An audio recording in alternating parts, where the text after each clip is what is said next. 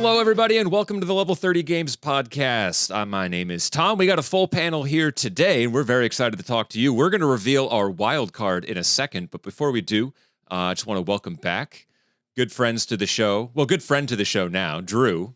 Woo! How's everything going? Oh, it's going, baby. And former friend of the show, current enemy of the show. I got bumped. I'm no longer the first. Nope, you're no longer a friend of the show. You're now an enemy of the show. Welcome back, Joe. Thanks. Good to see and hear you after all these minutes. Well, hopefully my recording makes it into the podcast, because if it won't, then it'll be good to hear and see nobody. Yeah, this will be a really awkward one then. And lastly, I'd like to welcome our wild card. We promised this last time, and if you're returning from last episode, thank you. And if you're new to this episode, thank you as well. That our fourth chair will be on rotation, or maybe no one at all, or maybe it'll be a shot of a plant. I don't know. Depends who we can get. But I want to welcome in Dan to the podcast for the very first time. Welcome, Dan. Thank you. Thanks for having me. Dan, why don't you tell us just a quick bit about yourself, your gaming hobbies and interests, and maybe your first console you remember. We'll plant the flag there. Yeah, first console for sure. NES. I'm what I call 100%er, which means I've played few video games a lot. So there's little that I'll have to add to some kind of conversation about some games, but some that I'm really excited to dig deep in. So yeah, that's it. Cool. Awesome. Well, thanks for being here. Yeah, we got a fairly full show for you today. We'll start off with some news. Hit our headliner on Shuhei Yoshida's legacy and what he brought to the PlayStation after he recently retired after 31 years, which is just nuts. We got a roundtable discussion for you on games that define the Switch, and hopefully we'll be able to break into a recurring segment that we like to call Games That Define Us. So I'm hoping our panel has prepared a little something to say about something that means something special to them. But until we do, let's just hit a couple rumors here on the news mill. That's right, no longer a rumor mill. It's a news mill now. So there's mills of all kinds. I want to talk to you guys a little bit about Switch 2, as there's been some things slipping out. We know that we're a little over a month away from the debut of their Direct, which will hopefully give us answers to all the questions that we have. But the one thing that kind of slipped out, or has been slipping out, is pricing. I'm sure pricing will be a big bullet point for the presentation on April 2nd. But right now, potential leaks, which again, take with a grain of salt, are landing this anywhere. I've seen between $450 to $500, maybe $500 with a potential bundle of some sort. So it's possible that Mario Kart 9 that was kind of teased in the original trailer is actually going to be a launch title. And then I've heard more reserved estimates in the $400 price point. And so I'm just kind of quickly curious from you guys, where do we think that's going to land as far as a price thing? I know we talked about it a little bit last episode, but Drew, you had a pretty firm guess as to where you thought this thing was going to be, right? Yeah, and you said it. It's $450 to $500. Really? You think it's going to go that high? Yeah. The original production line of any console is always the breaking point of, like, how much does it cost to make? I'm going to lose money at first, right? And especially if I'm including a game in the bundle. And then as time goes on, when they sell more units, they'll get it to be cheaper and then continue to make a profit off of it. I'm going to kick back just because I know historically Nintendo has never and has gone on record in saying that they don't ever sell hardware at a loss, even initially, which is normally the model, right? Sell at a loss, get your install base, make it up in software. Dan, you were shaking your head to Drew's response there. Where do you think this sucker's going to be? Yeah, I'm going at no more than $399. Ooh. I just think that's Nintendo's model. That's what differentiates them from the other, maybe more mature. Nobody's going to spend $500 for a kid's system or, sort of a recreational secondary console. That's not a bad point. I think you sell it at $399, people buy it. I think you sell it at $5, and people are choosing between Sony, Microsoft, and Nintendo. Yeah, I think when you look at $499, you're sitting here saying to yourself, I can buy a PlayStation 5. Or, I don't know how quickly the next models are coming, but that could be a big ask. Joe, where do you fall on this this price slide scale? Well, we're in the cycle for Nintendo where this console has to be a failure. So I can definitely see them at $500 just to guarantee this one's a failure again. Wow. Okay. Bold statement. I think my $399 is like I would agree at the $399, but I think that's wishful thinking on my part because like I can justify $399. Yeah, right. For a Switch, maybe not unless they're using something better than what the NVIDIA Tegra I think is what they use in there. Like, if they're not stepping that up, then it's not a $490. It's hardly a $399 console at that point. All right. Well, I'm going to split the difference then. I'm going to plant my flag in the $449. So everyone take notes. We'll revisit this when they announce the price and see who's right. I think $449 is going to push that. Oh, that's a little bit more than I wanted, but okay, fine. I think they're going to squeeze that extra $50 out of the early adopters. And to your point, Joe, about the tech that's inside, I don't want to get too into the weeds here with the system. We're going to kind of have a breakdown for our next episode in March. But I really don't care what's under the hood for this thing. I don't think Nintendo's one to point out specs and chips and all that. So, like, we will know eventually, but I don't think I need to worry about the hardware end. I'm just kind of curious, what kind of games am I going to play? And I think $449 might be that sweet spot. So, I just want to chime in. I'm okay with, like you said, what's under it doesn't really matter because you get Mario Odyssey, which looked amazing. Like, his clothes, the levels, everything, and the amount of gameplay that was in there on a console when you could have been buying a PS5 or Xbox at the time, right? For the graphics. You're not in it for the graphics. You're in it for the franchises. sure. And on that note, perfect segue. Here we go. So recently in the news, and I got a lot of kickback on this on Reddit of all places. I was prepping the show and I realized that I don't have social media anymore, and that's great. But also, I'm not in tune with a lot of what's in the moment for some of the industry stuff. But Nintendo has announced that their game vouchers are no longer going to be available. They're not going to carry over to the Switch 2, and they won't be available on the Switch 2. And if for those not in the know, vouchers were a digital way for Nintendo to sell for $99 vouchers for 2 downloadable games. So effectively, if you know you're going to buy 2 full retail price games for $59.99, you can save about $20. They're no longer going to do that. They also said that their Gold Points program ends in the end of March as well. And that kind of gave you a kickback on digital purchases that you can apply as actual financial discounts on further digital purchases, which was always kind of cool to realize, hey, I got a couple bucks, I can knock it off the price of this game. But those are going away. I don't know if you folks capitalized on the vouchers at all, or made use of a lot of the digital purchases. I know, Dan, you're a bigger digital purchase guy. Was that something that you took advantage of? No, I never used the voucher program. I'm opposed to Nintendo taking away a lot of those budget options in general. I'll point to like their virtual console, and I think like Drew said, right, like so much of it is the franchise, and to the point about not caring what's under the hood, we'll still go back and play Link to the Past happily, right? And so I think like broadening the access to older games at a cheaper cost in like a Game Pass type of way, it would be more advantageous for Nintendo. All right. Well, did either of Joe, Drew, you guys do any of those digital vouchers or capitalize on a lot of those coins for discounts on stuff? No, I'm more of a physical game guy. I tend to, first of all, you rarely get discounts. Why are you laughing? I just hear your dog in the background. Do you really? Oh my god. Nah, it's all good. I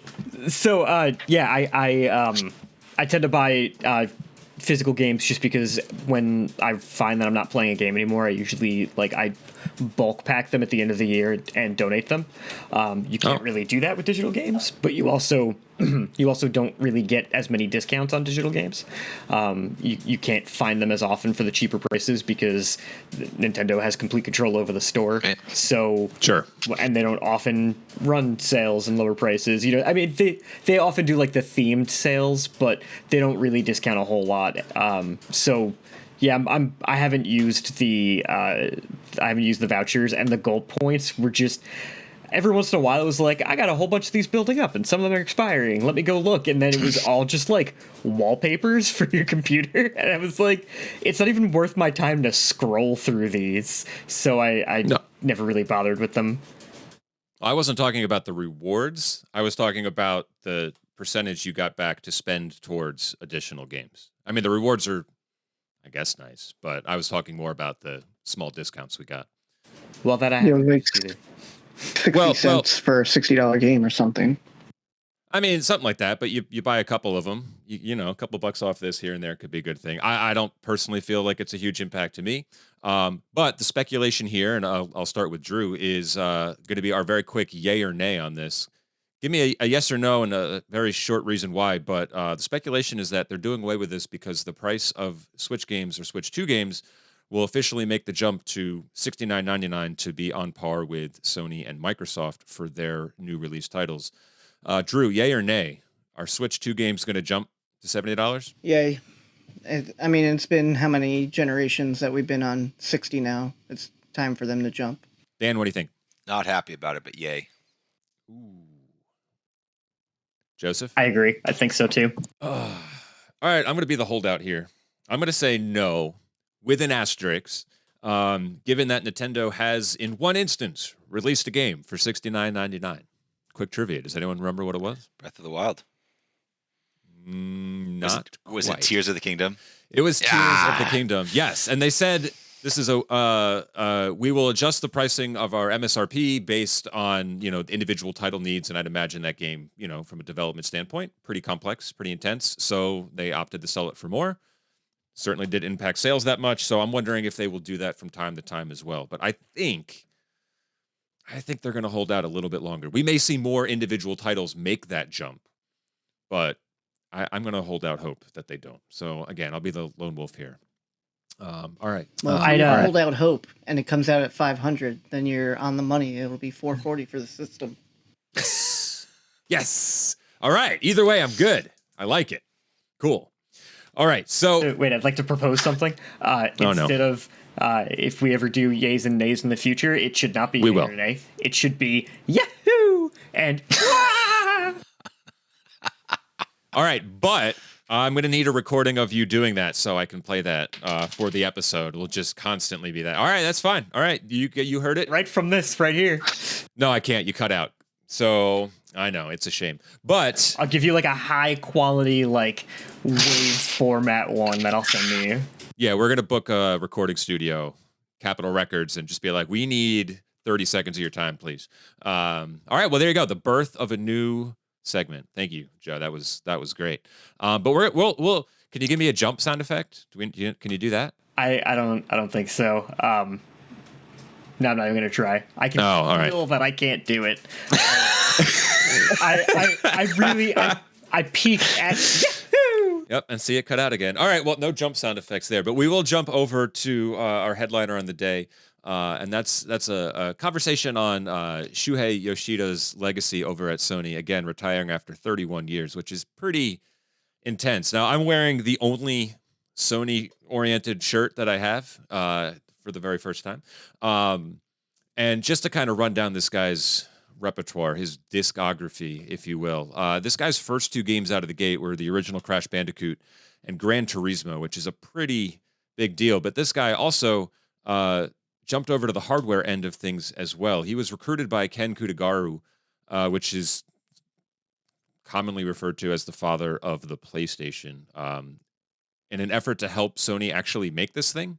Originally, it was pitched as a virtual reality machine so that Sony was like, yeah, that sounds great, do it. But Ken Kutagaru was like, hey, we're making a supercomputer and I want to price it at $500. And everyone kind of laughed at that. And then this Sony PlayStation was born. Out of the anger and hostility towards Nintendo after being screwed over. So I'm just curious from the panel, kind of generally speaking, as someone who wasn't necessarily a PlayStation kid, Drew, I know we kind of met each other and grew up in an era where the console wars were still a little bit of a thing. Like what it was for you in the 90s as a Nintendo kid, as a Sega kid, as a as a Sony person, like, did you have an allegiance to one of these, and what was your stance on Sony as a whole? Like, what was your perspective growing up in the '90s as looking at Sony entering the video game hardware landscape? Well, I didn't get a PlayStation until PlayStation 2 was out, so I was vastly a Nintendo kid, right? But all the games that he was part of, like Legend of Dragoon, was one of the first RPGs that I played in 3D. And Ape Escape was always a fun, like, little game that was around. And then Gran Turismo, which has infinite installments and has still been one of the leading games when it comes to driving. Yeah, it was the driving simulator, right? Yeah, it's either that or Forza. Like, at the time was amazing. It just, I didn't own it when it was in its inception. So did you have any friends that were the Sony folks? Like, I remember that was kind of the playground chat, right? Like, was, all right, we're going to stay over at Dan's house tonight because he's got GoldenEye and 4 controllers. But if we wanted to, watch a friend play Resident Evil or Final Fantasy, we have to go over to Josh's house and like basically sit there and watch them play this really like mind-blowing game. Which we did. Which we did. So then Dan, tell us then. I mean, you have those experiences, right? Totally. Yeah, I mean, honestly, one of my most favorite experiences from a little kid was the Sega Dreamcast, which was, it felt like if Sony and Nintendo were vanilla and chocolate, that was like strawberry, which was nobody's favorite. It was like this, this sort of side thing. I love strawberry though. But no, for me, Nintendo all the way. I have one very simple reason why I love Nintendo more than the other consoles, and it has nothing to do with the games themselves. Okay, well, I'm a little intrigued now. All right, ready? Nintendo's a really fun word to say. And when you're a 9-year-old kid, would you rather play Sony or Nintendo? It's like you can't be angry and say the word Nintendo. It just, the second you say it, you spark joy. And then every game that comes out is joyful. Internet trolls beg to differ. Bring it on. That's a fight I wouldn't want on anybody. Joe, did you? I feel like you're always our Microsoft connoisseur. So what was a little bit later to the level 30 club than the rest of us? What was your impression of Sony from your earliest memory? Honestly, my earliest memory was, I think it was it was probably Christmas of '96. I got a PlayStation 1. And yeah.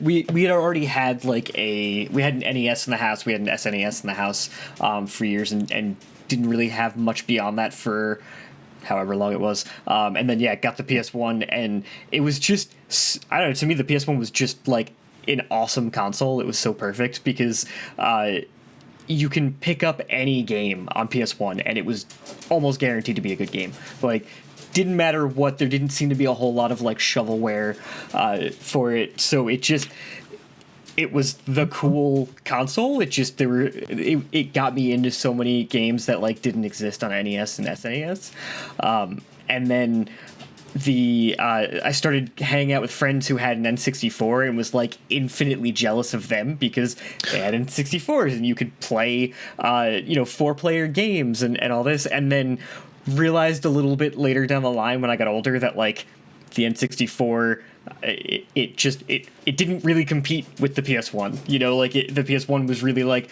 kind of a winner around that time, but they're both excellent consoles, but it didn't hit me that like the PS1 was like the one at that time. Yeah, it's interesting. Dan, you wanted to chime in. Go. Yeah, I'm curious, Joe, if you had to say what's the defining game of PlayStation 1? That's a good question. I think we could make arguments for NES and SNES. There's a couple that are like in everybody's mind, but I have a game that comes to mind when I think of PlayStation 1, but I didn't have one, so I'm curious what you would say. Ooh, I've got one. All right, you know what, Dan? Beautiful. Let's do it. Drew, start thinking. I got one, and if you take it, I'm going to kill you. So just throwing that out there. Oh boy.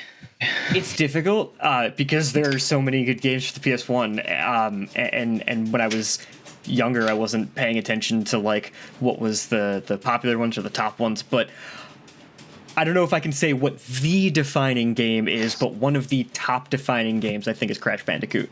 Oh, okay. You didn't say mine. That's good.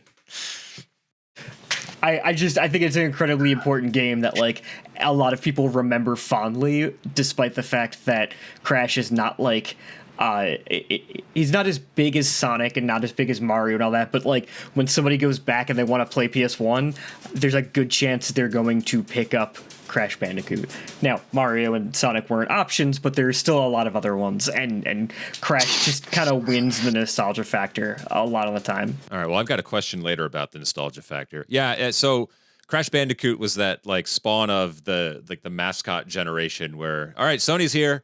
All right, what animal or ethnicity character are you gonna pick? We have the Italian plumber and we have a hedgehog, so your choice. And they went with a Bandicoot, which was an interesting one to go with. But I vividly remember the PlayStation commercials with a giant Crash Bandicoot guy with a megaphone outside of the company, like yelling at them, which was great. Interesting choice. The only thing I want to push back on was I played Crash Bandicoot once, and it was inside of Uncharted 4, and I hated it. And I hated that the game made you play it in order to advance to the next part of the cutscene. But that was, well, the cool Easter egg. I was like, wow, this game really kind of sucks. But that's just me personally.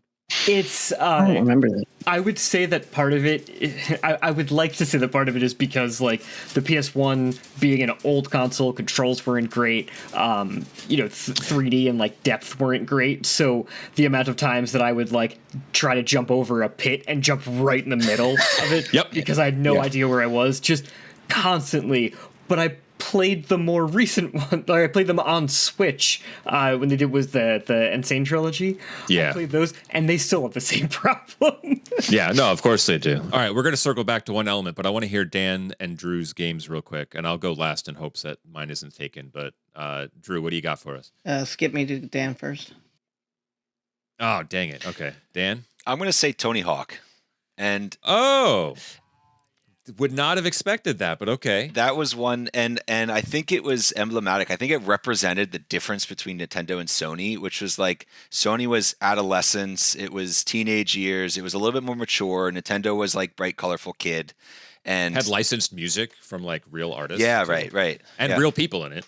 Yeah, Tony Hawk is like that's how I would explain my taste in music to people. Like half the bands I listen to, if not more, I learned about from that game. But and you're absolutely right, because I think N64 got the original Tony Hawk Pro Skater, and I want to say 2 and 3 also, but at least 1 and 2 I think. But it got it a little bit later in the cycle, and I think they were missing some of the levels and stuff. Like, it just was not as complete. It was not as good of a game as it was on PS1. Good choice. Drew, are you ready? Yeah. So I'm going to piggyback off Dan with the adult version of games, right? And this one's going to be kind of, I don't know, a game that I always wanted, and everyone was talking about it at the time, which was Resident Evil. Ooh. Okay. And just that game was like one game I wanted to play the entire time. Every time I bought a magazine and saw it in there and saw like a portion of a map and what was going on, like the alligator and different scenes, it was just like, that's the game I want alongside that. But I wanted to hear yours. Oh, okay. All right. So mine, I'd have to really sit and think about it. And because I didn't have a lot of PlayStation experience, this might be to this day the only actual PlayStation game I've ever finished in its entirety, and one that I think defines the system, and that would be the original Metal Gear Solid. Yeah. I think the thought that went into making stealth elements like actually feel incredibly realistic. To the point where you, while playing the game, you said to yourself, no, I can outsmart the computer. I thought was just a really dynamic thing in like 1996 or whenever that game came out. And the whole storytelling element, while it was confusing as sin, I mean, Kojima makes games that are just kind of weird and off the rails, but like the voice acting was great. You had story elements to follow, even though it was very difficult to understand what was going on at any given time. And then, I mean, can we talk about that boss fight is iconic, right? Like you Shadow is silent. You had to like unplug the controller and put it into port 2 so he couldn't read your, like that's insane. So it broke the fourth wall in a really cool way too, and just was like this like really great story in a really great game, which was I thought it was incredible. So Drew, is that close to what you were thinking as well? That was exactly what I was thinking. Yes. And correct me if I'm wrong, but all 4 of those games were sort of abandoned by Sony and picked up by Nintendo at some point in their franchise, right? I don't know about Metal Gear Solid, but well, I mean, so they're all third-party games. I don't think a single one of them was made by Sony, right? Crash Bandicoot wasn't? No, that was Naughty Dog. Yeah. Back in Right. the day, it was? Yeah, Neversoft was Tony Hawk. Konami was Metal Gear Solid, and Drew's answer that I already forget, Resident Evil, Capcom, right? So part of that, and we'll just kick it back to our start on Yoshida. He was kind of in charge of recruiting a lot of these game developers. Namco being the big first one to say, "Hey, we've got arcade games. Will they work on PlayStation?" Yes, cool. And you'd have games like Tekken that would come out in the arcades, and then 3 months later, there'd be a PlayStation port. And that was huge at this time because arcades were like a real thing.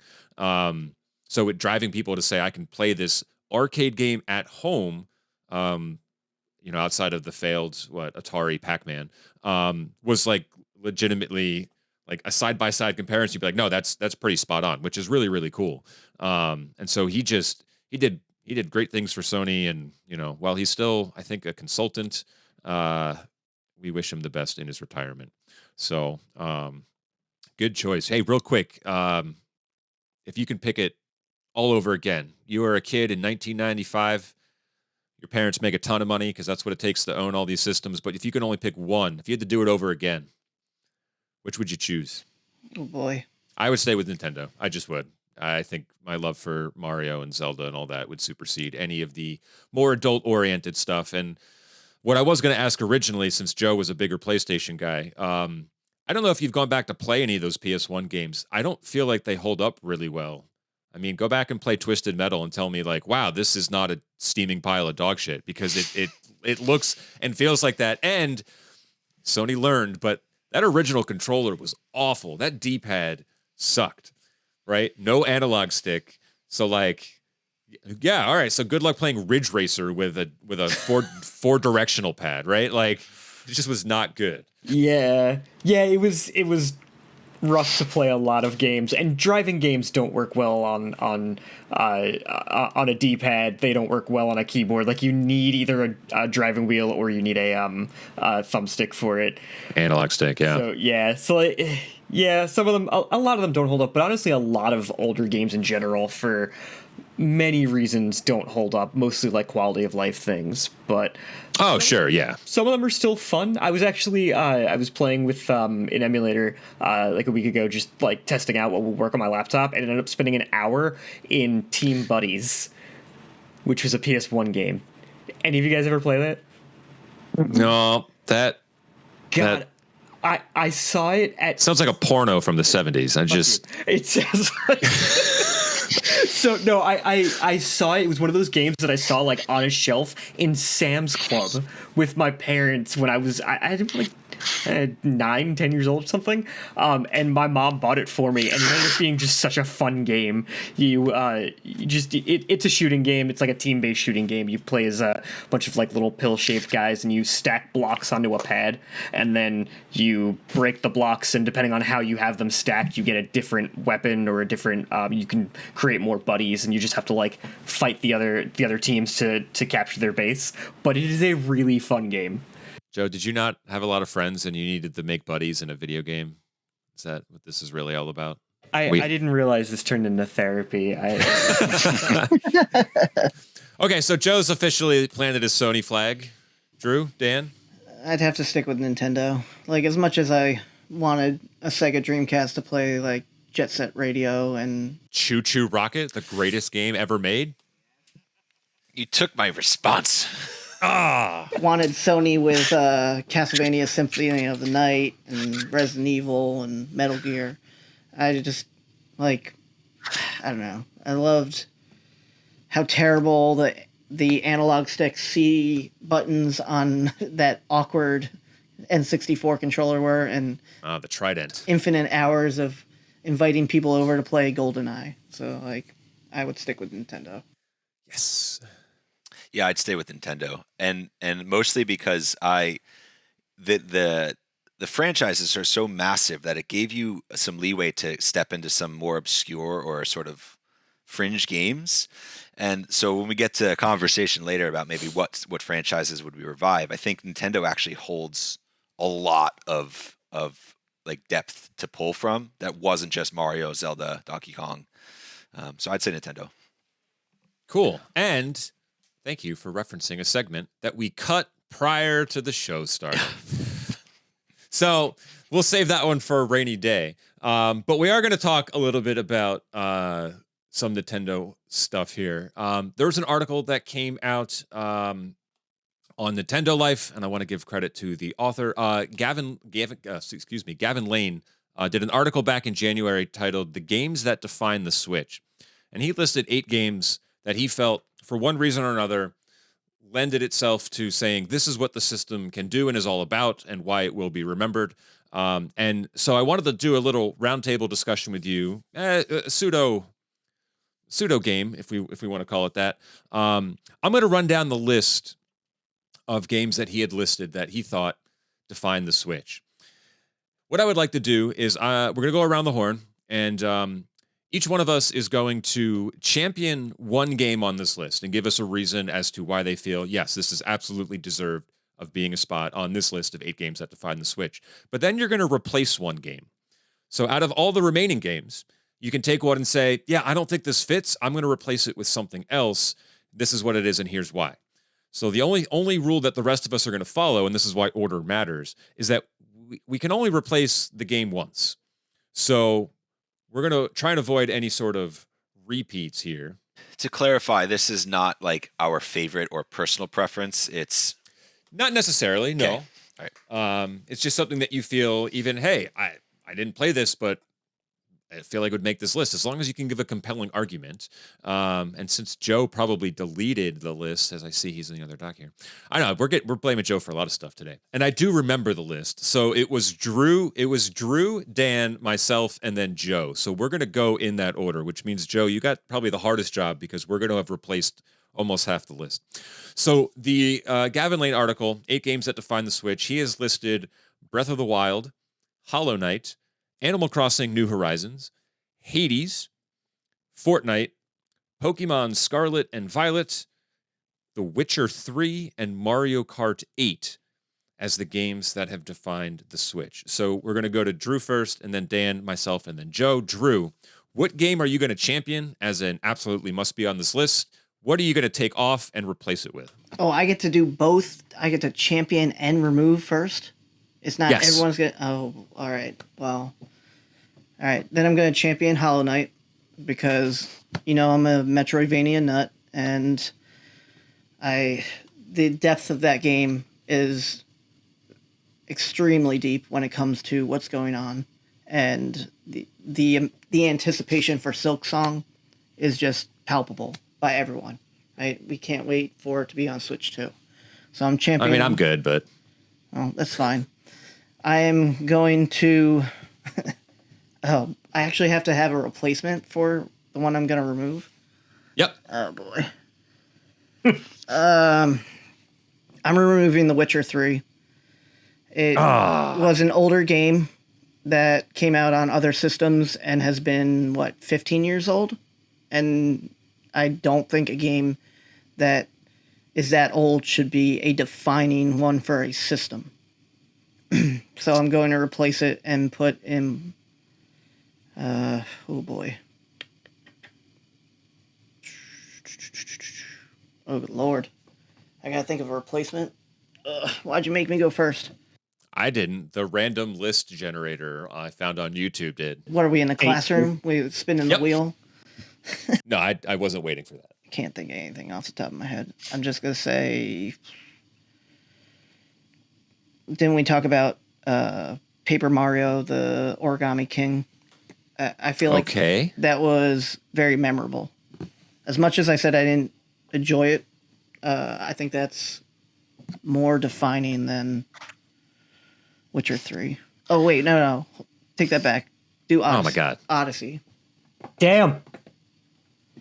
Mario Odyssey. Now I've got more thinking to do. Oh, yep. See? Nope. Joe goes last. It goes to Dan next. All right. I have a little bit maybe of an unpopular opinion, but oh no. I will I'll champion Breath of the Wild for sure.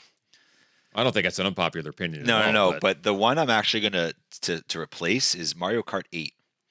And I'll tell you why. For the same reason that I wouldn't replace it with Super Smash Brothers.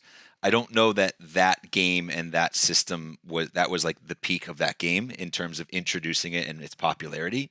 I wouldn't say Mario Kart 8 defined it. That's my opinion. I might be totally wrong, but I would replace it with, and this is going to be an unpopular opinion, but oh no, do you know what it is? Nope. Stardew Valley. Oh. I could make an argument that that game came out during the Switch era and it exploded in its popularity. And while it was on other platforms, I think the accessibility of many people already having a Nintendo Switch, it made it it gave a new life to the Nintendo Switch in times that it seemed to start to run out of game options. That's a dark horse that I did not actually expect to hear. I don't know. Really like it because I know so many people who played hundreds of hours on that game just because it was on the Switch. Yeah. Even I passed on the PC version after a couple hours. I was like, I don't really like it, but yeah, that Switch version really does it. Good choice. I don't necessarily agree with your replacing of Mario Kart 8. I think that's a hard pill to swallow, especially because there are some other options here that I thought for sure would have gone first. And while I agree with you that maybe it's not the pinnacle of the franchise, I mean, that game is sold like, Joe, you're going to be our lookup guy. What's the millions? Are we 45 million plus on Mario Kart 8? Let's see. It came out on 2 systems, though. You're counting both? Yeah, because no one had a Wii U. So, like, really, does that... I still have a Wii U. Oh, no, so do I. As of December, I'm going with the AI-generated response. Oh, goody. Just to not spend too much time looking it up. But as of December 2024, Mario Kart 8 Deluxe has sold over 67 million copies, making it the best-selling Nintendo Switch game of all time. It's also one of the best-selling video games. Yeah, that's insane. And Dan took it off the list. Yeah, so, okay. All right, wow. That was... 8.46 million of those copies were apparently on Wii U. Okay, so you're still over, 55 million on Switch alone? That's impressive. All right, so Dan, dark horse entry, but I was hoping Mario Kart 8 would stick around. All right. Let's phrase the question differently. What is the defining Mario Kart game? 64. That's what I would say. And so I would think if I'm thinking of that franchise, its peak was 60. That was innovative. That was new. That was hours around. I didn't put hours into Mario Kart 8. I played it when I had friends but. Okay. No, that's when you had friends, see, Joe, Dan, you guys could be each other's friends. You could be friend buddies or whatever that game was. All right. That's a valid point. I think that is a hard peak to come down off of. But I think given how many units that game alone put into the Switch hardware sales, like how many people were like, oh, all right, yeah, I'm going to buy a Switch and Mario Kart 8, and it was a no-brainer. I mean, that alone I think would help define, but to each their own. Okay, so I'm going to give Joe a really hard job here because we have 4 titles left. Animal Crossing New Horizons, another reason why I didn't expect Stardew Valley, because they're 2 kind of similar games. Hades, Fortnite, Pokemon Scarlet and Violet. Joe, I'm really sorry to take the easy approach here, but if I'm going to champion one of these games, I'm going to champion Animal Crossing New Horizons. this was a game that, I mean, I've always loved Animal Crossing. I thought the concept of a communication game, right? That was the genre when they said this is coming to GameCube.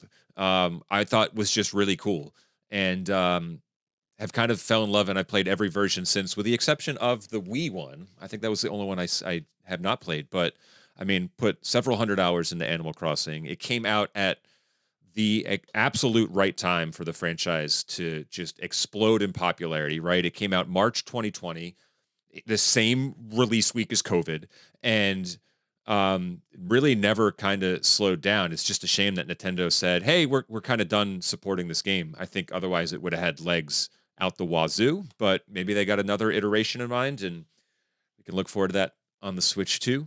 The game that I'm going to take off the list is Fortnite. I don't think I've been ashamed of saying I'm not a Fortnite person. I don't care for it. Maybe it is a generational thing. I'm not sure. Do I think it defines the Switch? Absolutely not. If I were to replace it with something, I think we're missing a genre of game on this list that really is underrepresented. And that would be your RPGs. And so if I had to pick an RPG that is very Nintendo centric that deserves to be on this list, I don't even know which one to pick, truthfully. So I'm going to go with the one that I enjoyed the most, and that would be Xenoblade Chronicles 3. I knew that was coming. You knew it was coming? I thought you were going to expect Persona, because I'm an I avid actually was Persona going to person. say Fire Emblem, but I knew you would pick Xenoblade. I think you just gave Joe an idea. Yeah, I think the RPG landscape on the Switch is massive, and there are so many great RPGs to play. And I think Xenoblade is just that perfect. We're big and maybe too ambitious for our own good, but we've got a lot of style, we've got a lot of substance, and it's technically as great as we can probably squeeze out of that machine. But just does some really impressive things. And as of the end of March, I think, Drew, you might have said this to me privately at one point, with the release of Xenoblade Chronicles X coming out as a Wii U port, that entire franchise is on the Switch. So if that was a game that you liked or were interested in, you can play every version of it on one console, and that's pretty darn cool. So sorry, Fortnite, you're gone. Xenoblade's in, which takes us finally to Joe. You gave Joe a layup. First off, the last two that are left are still on my I would cut, but I know exactly which one Joe is going to keep. I don't know what he's going to replace the other one with. He's had admiration for both of the ones left. So just since we're staring at a list and you folks at home are not, Hades is on the list, and Pokemon Scarlet and Violet are on the list. You're really good in championing either, and probably rightfully in dismissing one. Joe, you have the hard task of going last. We're all eagerly anticipating. This got annoying because as each of you spoke, you guys ruined at least one of my calls, and I was like, cool, now I gotta come up with something new. And I don't know, I feel kind of pigeonholed now. But I think that I was originally, when it came down to these two, I was originally going to get rid of Pokemon, but I think I'm going to pull Hades from the list. Drew is shocked. Here's why. Hades is on other consoles. It's on Steam, at least. Like it is, I don't know. That seems like an easy out. But it's an exceptional game. It's one of the few games that I put down and come back to like way later and still like completed and kept playing. You know, like I put it, several more hours into it until I got distracted by another game. But it's an awesome game. I don't think that it defines the Switch though. Pokemon, on the other hand, originally I wanted to take off because I think it just didn't do what it was supposed to. It didn't capture me the way that I wanted it to. It really didn't. Like, it was Pokemon Breath of the Wild, but it was a little bit weak. But it still defined the Switch in a way, because like it still said like what the Switch can and can't do, what we are capable of right now. And I think that that played a big role. It gave people what people wanted for a long time, which was Pokemon Breath of the Wild. Something that was more realistic in the world of Pokemon. So I think that really made it defining. For what I'd replace Hades with, I think you're all gonna laugh, but I still think it's a very defining game for the same reason as Pokemon. I would put ARMS on that list. Oh boy. Oh. Not because it's a good game, but ARM? again, because it defined the Switch in a way. It said it told us it told Nintendo what people wanted out of the Switch, which was we had fun using the Wii as like an exercise kind of thing and moving a whole lot. We don't want to do that with the Switch. We want actual games. We don't need, you don't need to sell every game or every console with its gimmick. And it failed fast. It failed quickly. They still released it after nobody played the demo, or nobody played the demo more than 5 minutes. They still released it, and then it did not take long before they were like, guys, we screwed up. We're not supporting this anymore. We're not marketing it. It's a terrible game, and that's it. So it was not a good game. I think it was a very important learning experience about the state of video games and where the Switch occupies people's lives for Nintendo. You had me. I did not agree with you at first. You had me in that it defined in what like the consumer we don't want anymore, and telling Nintendo, hey, this is a Wii generation type game that we don't really want. And I was like, yes, you know what? I'm in, you son of a bitch. I love it. Great. And then you lost me at it didn't sell well, because it actually sold. I mean, listen, not everything is going to be 66 million copies. It sold 2.73 million, which is pretty good. I mean, a million sellers. Million sellers. Awesome. No, right? that's a lot. But just to backpedal a bit, because I don't listen to myself when I talk. Did I say that it didn't sell well? Like, did I specifically say it didn't sell well? If I did, I will own that. All right, cut to the clip where I jump back 30 seconds where Drew said it didn't sell well. My point is more is less that it didn't sell well and more that people may have bought it, but nobody continued to play it. Oh, hell no. That's a bigger deal. You can make a ton of money off a game, but if people aren't continuing to play it after they've purchased it, even if it sells well, it's not going to get a sequel because people aren't going to, it's not going to get further marketing because people don't want the game. It was more of a failure if people buy it and don't play it than if they don't buy it in the first place. True. All right, so our new list of 8 games that define the Switch. This was an interesting approach, and I like this. And Joe, the next time we do this, you will go first. How about that? Is Breath of the Wild, Hollow Knight, Animal Crossing New Horizons, Xenoblade Chronicles 3, Mario Odyssey, Stardew Valley, and ARMS. I have a question for Joe, being the Pokemon player. The ARM fanatic. First off, ARMS should have been a Wii game, right? Because you're swinging. But anyway. Sword and Shield isn't more defining than Scarlet and Violet? Ooh, good question. So can I jump in real quick while you're gathering that thought? I would say on a technical level, it's more defining in that it defined what the hardware can no longer keep up with. That game ran like buns. It crashed frequently. It is, the textures are awful. It is not a very pretty game at all to look at. Like, it's easy to overlook if you're just into Pokemon, but I think that game tried to do more than it could. And I think that's a combination of the hardware, but also what is arguably a pretty small development team trying to do something very ambitious with a franchise that everyone has high expectations for. So I think that within itself probably makes it more relevant on this list, as similar to ARMS, in that we don't want this anymore. It's the hardware can't keep up with what you're trying to do. That's just my 2 cents. For me to give a non-answer, I'd say classic Joe. You of course. You could make that argument absolutely that like Sword and Shield are more defining for the Switch than Scarlet and Violet are, but I don't think the argument would be strong enough for me to make the replacement instead of putting ARMS on the list. ARMS. Like, you guys are going to call me the guy who loves ARMS forever. Oh, no, now, pretty much. I'm changing I don't your... even like the game. Yep. It's In not fact, even right down, right? With this part of the video, your title at the bottom no longer says Joe. It just says Arms Lover. Yeah. I'm just a strong defender of it. I will defend to the death its right to be a terrible but important game. It's right to bear arms. Well, we crossed off 3 of the 4 when I read this originally. I wanted to fight Hades. Yeah, you wanted to fight this list. Fortnite, Witcher 3, and I wanted to fight Pokemon Scarlet.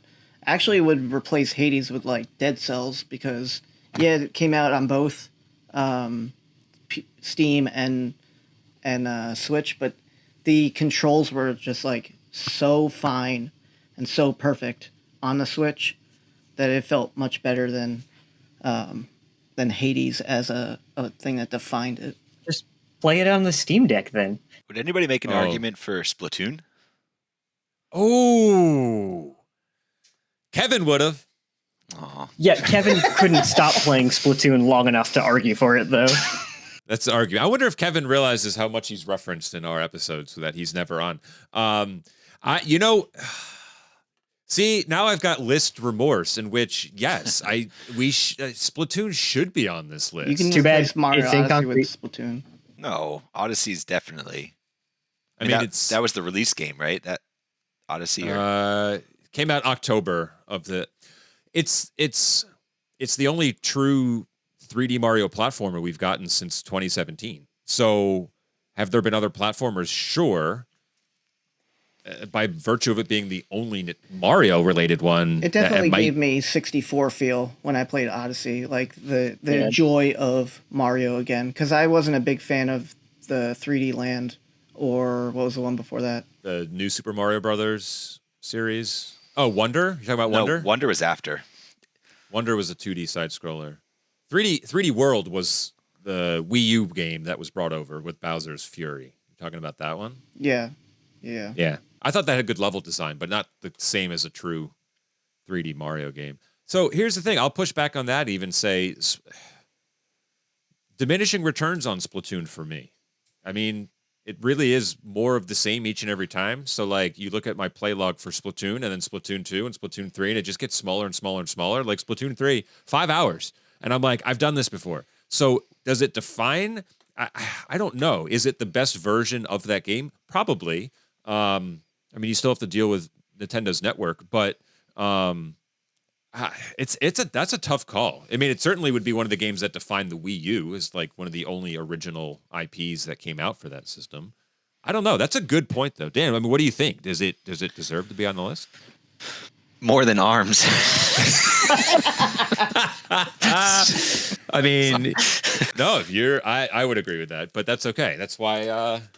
I mean, I think it depends how you know what defines it. Is it sales? Is it longevity? Is it the best version of that iteration? Because if that's the case, I wouldn't argue that the Zelda or Odyssey is the best version of that franchise. So I think ARMS is a legitimate rationale. I don't mean to throw it under the bus there, or you, Joe. No, that's okay. That's okay. We can throw Joe under the bus. Whoa. To that point, though, Dan, I was debating of taking off the list Breath of the Wild. Mm-hmm. I was and replacing it with Tears of the Kingdom because I think same thought. That is a better version of a similar game. I know we've had conversations about this where you disagree, but I would be like, if I had to pick one to go back and play, I think it would absolutely be Tears of the Kingdom. But as a defining game of the system, hardware launch title, first open world Zelda, done exceptionally well. I think it kind of has a little bit of prestige to it. Yep. That warrants its spot on the list. Maybe even the top of the list. All right, well, join us next week where we dismantle this entire list and start over from scratch. No, we won't do that. But interesting format. Maybe you'll hear more things like that in the future. That was kind of cool. All right, well, that's our top 8 games that defined the Switch. I don't know. Let us know what you think, what you would put on this list, what you would take off, how quickly you would remove ARMS before making anything else possible or in that spot. But I wanted to chat with you guys before we wrap our time here today with, games that we're playing. I think one nice thing that Drew has taught me is that, we kind of focus on, he does, on new releases. He'll do like one a month, right? Drew, you have like a whole process for games you pick up to make sure you can invest time in that. And I tried that in January and failed because now I'm playing 3 things. But I'm curious to hear what you guys are in the midst of playing, be it new, be it old. Walk us through some recommendations. Let's hear from Dan first. Oh, shit. Let's hear from Drew first. I got it. My answer is just as bad as ARMS, though. Oh, no. Now, yeah. So, all right. So, I'll just get it out of the way. There's a game called Coral Island, and it is a farm simulator, and it is a very much redone, repolished, get out all of the odd little kinks of Stardew Valley. And for those of us who have gone through Stardew Valley maybe 4 or 5 times already, you're done. And so it was another version of that farm simulator where every little thing where you've played they're all the same game, right? It's the same exact engine or exact, right? It looks like Harvest Moon. It's kind of that mix, but you've ever had those incidences where you're like, that's dumb. Why can't I carry this and do? They've cleaned all of that up, so there's little like annoyance. It's just easy and fun. Instead of 8 non-playable characters, there's about 50, so you really get to sort of get into some more nuance. But this game is a easy, silly kind of casual game for those who are looking for that. I don't have to think too hard. I don't have to get into anger, violence, aggression. I just want something like light and easy for an hour before at the end of my day or whatever. Okay.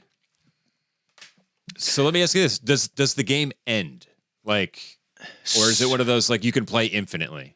Well, for like I said, I'm 100%er. So like, yeah, there are definitely more and more and more ways to complete sort of quests or like gatherings. Like they did that in Breath of the Wild, Tears of the Kingdom, where you could upgrade all of your armor, upgrade all of right? And you're like, yeah, okay. So they sort of have that type of idea going, but you actually reach what you think is the end of the game 4 or 5 times, and I'm still playing. And you're like, okay, this is the end. And then there's this either area unlocked or like now there's this thread that you're sort of working on. And what I thought was going to be a 25-hour game is actually turning out to be like a 150-hour game of just like, yeah, I'll keep going. Not bored yet. Wow. Okay. And that is called Coral Island. Where are you playing that? On Switch, on Steam? Game Pass. It's on Game Pass. Okay, on Xbox. Cool. All right. Awesome. All right. I've got some suggestions for you whenever you feel like moving on from that in that farm sim realm. All right, cool. I didn't expect that to come out of your mouth, but awesome. Drew? You're just going right to me? That's fine. I sure am. So I downloaded a couple games on PlayStation after you had me read that article. Like, I'm going to go back to playing Legend of Dragoon for a bit, but hold on a second. You read that article like 2 hours ago. And I downloaded it today. And I'm going to play it tomorrow. Okay, all right. I just wanted to make sure. But I always start my year somehow. Like last year I started with Ultros, which was a Metroidvania. This year I started again with a Metroidvania. A couple of them. So there's a game called Ender Lilies, which has a sequel. It's similar to like a side-scrolling Dark Souls. Yeah, I've heard of Ender Lilies, yeah. Yeah, the sequel is called Ender Magnolia. I haven't started that. Another one called Momodora Moonlight Farewell. That's a sequel. Yeah, I know. Games you've never heard of, right? It's good. And then the last one, which I've invested the most hours in, is called Blade Chimera. And it's being hailed as a competitor to Symphony of the Night, which is not a competitor to Symphony of the Night. It is very good. The art style, the gameplay, the story is very interesting. It reminds me of a game back in the day on the Switch, Iconoclasts. Oh, yeah, I love that game. Yeah. So the story reminds me of that, but the art direction is more pixelated, more like Symphony of the Night. And I'm at the end of it, so I'm looking forward to finishing that as my first game of the year. How long of a journey was that game? About 12 hours, 10 to 12 hours. Oh, I love that. That's perfect. Cool. And is that a Metroidvania-esque or more like that Dark Souls? Okay. Yeah, it's a Metroidvania. All right. That sounds rad. I like it. Joe, what have you been digging into? Arms. What have you really been digging into? With what, Joe? with my arms. Sorry. Since I finished my backlog here, finally. You have to use that arm attachment. It's called shovels. Since I finished my backlog here, I finally get to actual games, and I've been playing through Echoes of Wisdom. Yeah. All right. What are your initial thoughts? How far into it are you? I'm pretty far into it. I've gotten to 2 of the 3. Oh God, what are their names? Places, spots you have to go to. Yeah, we'll call it that. I enjoy it. I think it's very cute. I think it's a good game. I don't think it's overly gimmicky. Where they were like, we need to like shoehorn being Zelda into this as hard as possible. I think they did a good job with it. My biggest gripe with it, I think, is just that fighting can be cumbersome, I guess, Sure. because you can't always fight on your own. Like you see a bad guy and like, yeah, you can switch into the sword fighter mode, as I think they call it. And you can run at somebody and swing the sword a couple times, but you also need to like save that power, that energy Sure. to do that. So instead, like you Just unleash snakes on everybody. Exactly. Oh, you So did crabs? I did snakes. What I do sometimes like is I'll use the flying tile so it shoots at people because it feels a little bit more active because it's like a projectile. So there you go. Yeah, I've been looking for things that I can like throw at enemies or shoot at them with the like send them more long range with the staff. But yeah, it's a bit of a slog for battles. But otherwise, like the story is there, the world is there. I think it's a good game. I'm enjoying it. Yeah, it was definitely in like my top 5 last year, I think. Dan, have you gotten into this one yet? Yeah, I liked that it was like a 12-hour game. I liked. Yeah. Oh, for sure. But I agree with everything Joe said. I actually don't like how they had the sword fighter mode.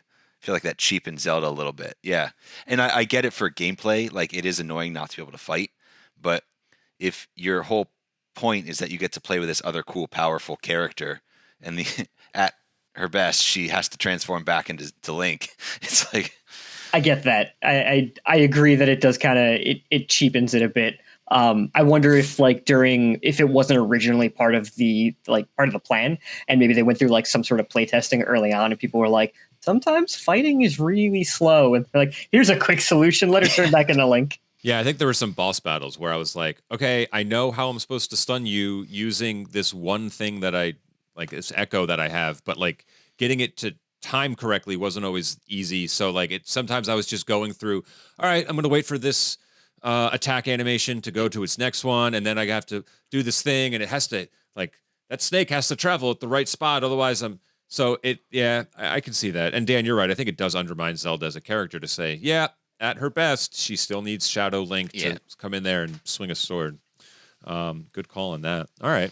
Well, I'm glad you're getting through that, because I think that was a fun little Zelda excursion without being too intense, and we don't get a lot of those anymore. So totally rad. I have on the Zelda front actually gotten into Wind Waker HD, and it was refreshing to realize how comforting that like Zelda formula was of like, you're like, here's the setup for your story, and within 10 minutes you've got your sword, and you're like, cool, let me go and get some rupees, and then the journey begins, and you're kind of, it's so comforting to kind of have that experience. So I'm nearing the end of that.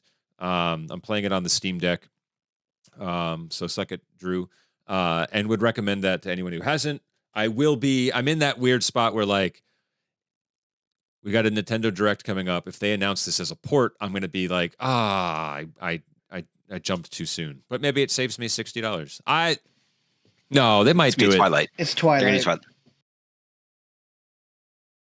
We'll talk more about that next episode because I have some thoughts on that. But that's a freaking fantastic game and looks great in handheld. The other one that I'm playing that I just started the other day, so I don't have too much to say on it other than so far I'm like 2 hours in and I really enjoy it, is Romancing Saga 2, which was a Square Enix remake of the 16-bit game. Which, Drew, I think we bought this other game around the same time, Dragon Age Veilguard. Yep, I haven't put it in. Okay. I played about 2 hours and said this game kind of sucks and have now traded it in for Romancing Saga. So don't let my stance on that lead you one way or the other. Yeah, I liked the original Dragon Age, but again, you're talking about long games that take a lot of investment, and I know this one's more action-oriented. I found myself not caring about any of the cutscenes or story elements or characters, and I was like, what am I doing here? So I jumped over to Romancing Saga. So far, so good. I think the gimmick behind this is that like your party characters can die if they get to 0 HP in a battle. Now, the HP refreshes every time you enter a new battle, but if they die, then they're gone for good, including your main character, which apparently there's like this lineage system where you would then take over as a character who's born X amount of years later, and then you kind of like rejoin the story in progress, so to speak. I haven't experienced that quite yet. I think I'm at the first big boss right now, actually, so we'll kind of dig into that. But I've been enjoying it, and I definitely think it's worth checking out. It's on sale for like $40. It's going to be a meteor, like mid-tier RPG, but that's kind of my jam. So I'm all about that. But yeah, good games that we're playing. And now I got to check out Coral Island because that sounds like something that could actually be kind of relaxing as well. Cool. That's fantastic. So what we got coming up for you as we wrap up today, and I want to thank our panel for being here and our wildcard Dan joining for the first time. We hope that you had fun and will come back and join us again down the line. Be happy to come back. Awesome. So next episode, when we get together again, we're going to take a look ahead at the Switch 2, right on the cusp of its direct, make some predictions, talk about franchises we would like to see return. We're going to talk